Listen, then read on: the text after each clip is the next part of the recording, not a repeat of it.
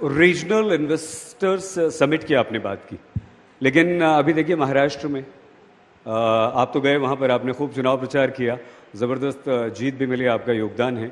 लेकिन वहाँ एक मुद्दा ये रहा कि भाई महाराष्ट्र का जो इन्वेस्टमेंट है, महाराष्ट्र के जो उद्योग धंधे हैं वो गुजरात में शिफ्ट किए जा रहे हैं।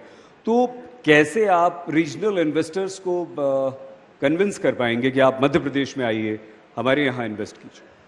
देखिए, अगर हम अपने खुले मन से बात करते हैं तो माननीय मोदी जी ने जो बताया और हम भी उसी लाइन पे चलते हैं। माननीय गुजरात में जब मोदी जी इन्वेस्टमेंट करने गए तब उन्होंने कहा कि आप जो यहाँ काम करो यहाँ भी करिए और हमारे राज्य भी चलिए, तो बेहतर रहेगा कि हमारे लोगों का काम धंधा, अगर रोजगार परक इंडस्ट्री बढ़ती है और वो अपनी उस इंडस्ट्री का फैलाव हमारे राज्य तक लाते हैं।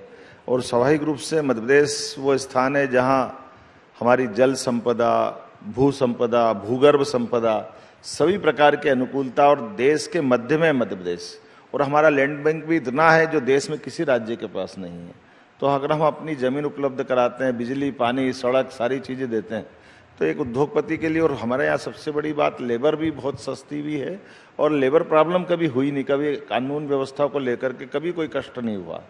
और कानून व्यवस्था की स्थिति में सरकार का इतना अच्छा नियंत्रण है कि कोई किसी के साथ, जैसे अन्य राज्यों में होता है, पंजाब में या बाकी जगह, ऐसा कभी कोई परेशानी आती नहीं।